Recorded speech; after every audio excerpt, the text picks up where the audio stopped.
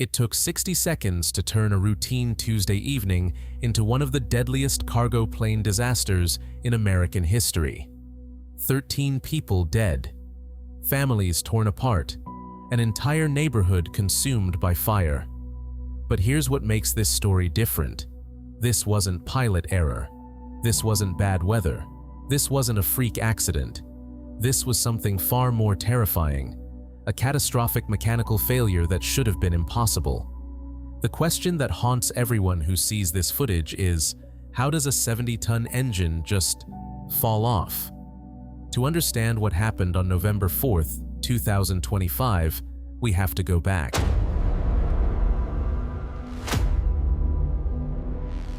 "5 p.m. Eastern Standard Time. The sun is setting over Louisville. Inside the Worldport, the evening sort is in full swing. Flight 2976. Scheduled departure, 5:15 p.m. Destination, Honolulu, Hawaii. A routine trans-Pacific cargo run. But this flight is anything but routine, because it's a long-haul route, over 5,000 miles.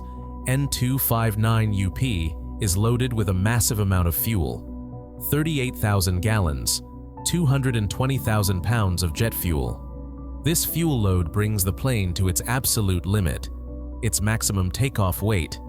And that weight matters, because when a plane is at its heaviest, the takeoff run is longer. The engines have to push harder. The stress on every bolt, every weld, every structural joint is at its absolute maximum. Up in the cockpit, 3 pilots are preparing for departure.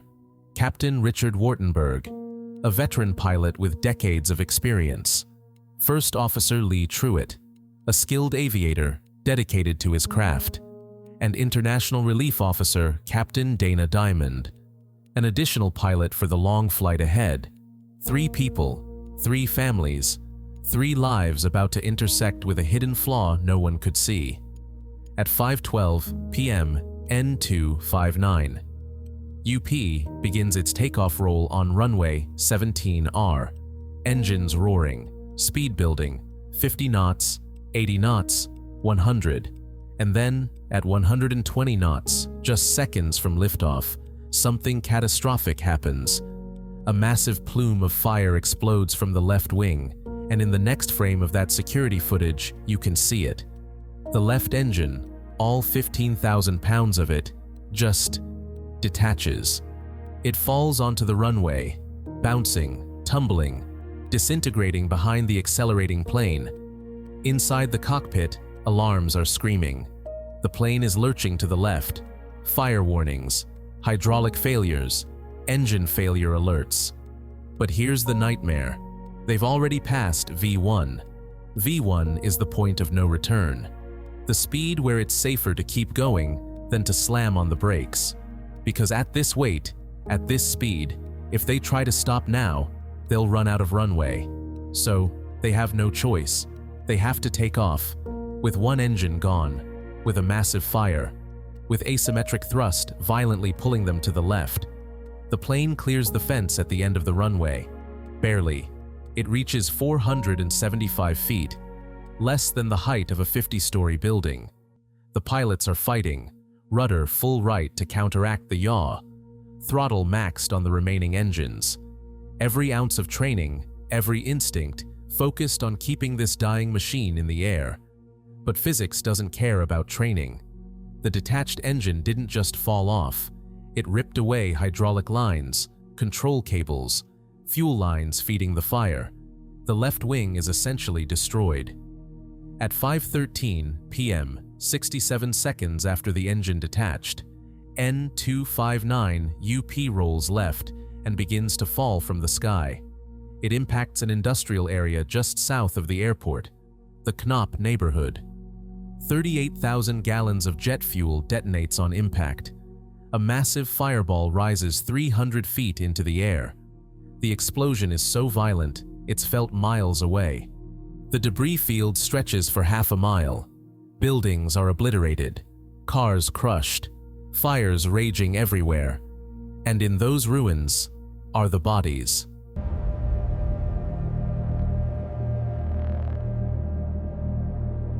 November 5th.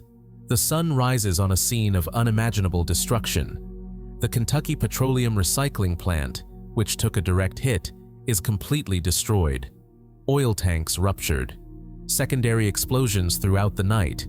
Grade A auto parts, a local auto salvage yard, also obliterated. And here's what makes this even more heartbreaking. Among the dead is a child. A kid who was at that salvage yard with a parent that Tuesday afternoon. The final death toll, 13. But the numbers don't tell the whole story. 15 more people were injured, some with burns so severe they're listed in critical condition days later. And 9 people still missing as of November 6th.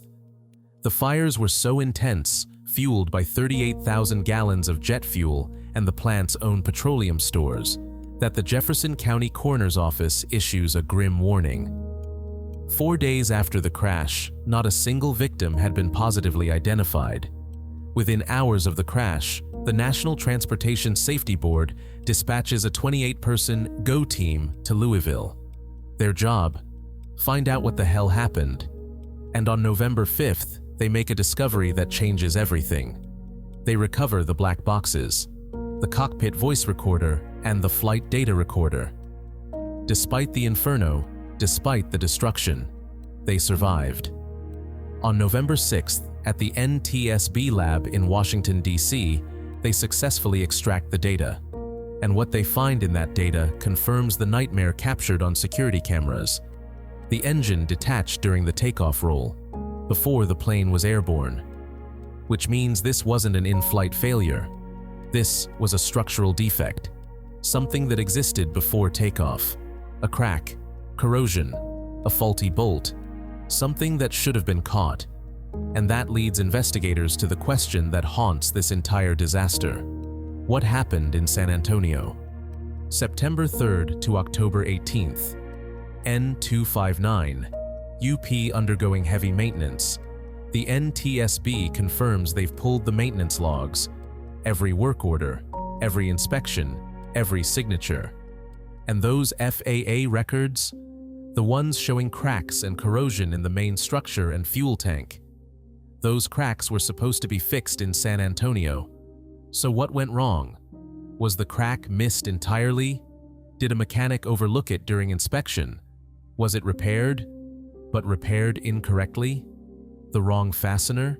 Improper torque on a bolt?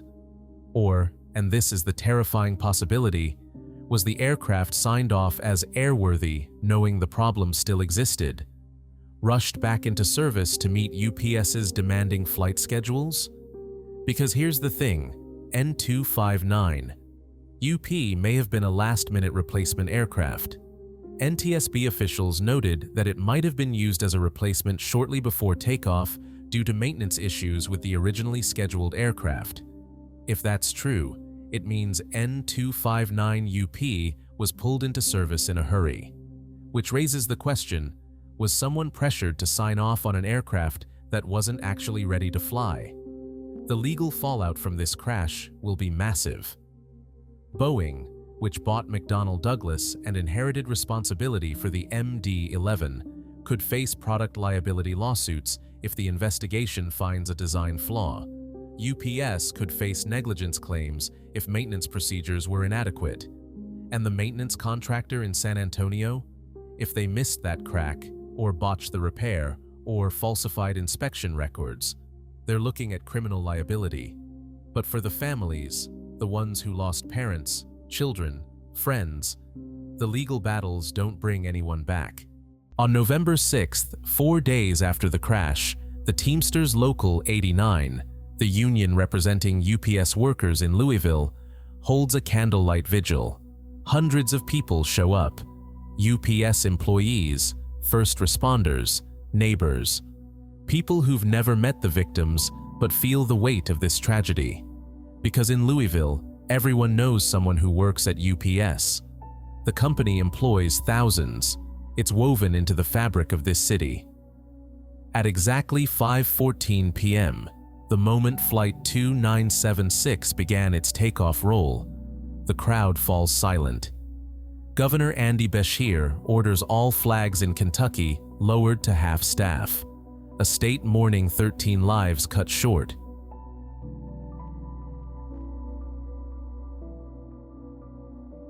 Here's what keeps aviation experts up at night after a crash like this.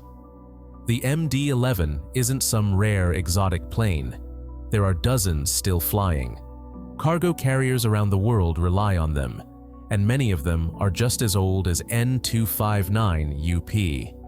30 years, 35, some pushing 40. Metal fatigue is invisible, a microscopic crack deep in a structure, slowly growing with every takeoff, every landing, every cycle of stress.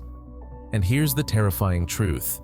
We don't know how many planes are flying right now with cracks just like the one that killed 13 people in Louisville. The NTSB's final report won't be ready for 12 to 24 months. That's how long it takes to analyze every piece of wreckage, every maintenance record, every second of flight data. But when that report comes out, it will answer the questions that matter. Because if this crash teaches us anything, it's that the difference between a routine flight and a catastrophe can be invisible. A crack you can't see, a corner cut in maintenance, a signature on a form that shouldn't have been signed.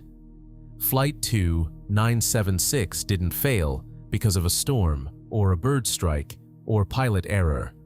It failed because somewhere someone missed something, or ignored something, or decided that good enough was acceptable. And 13 people paid the price. The planes still fly, the packages still move, the world keeps turning. But the families left behind will never stop asking, could this have been prevented?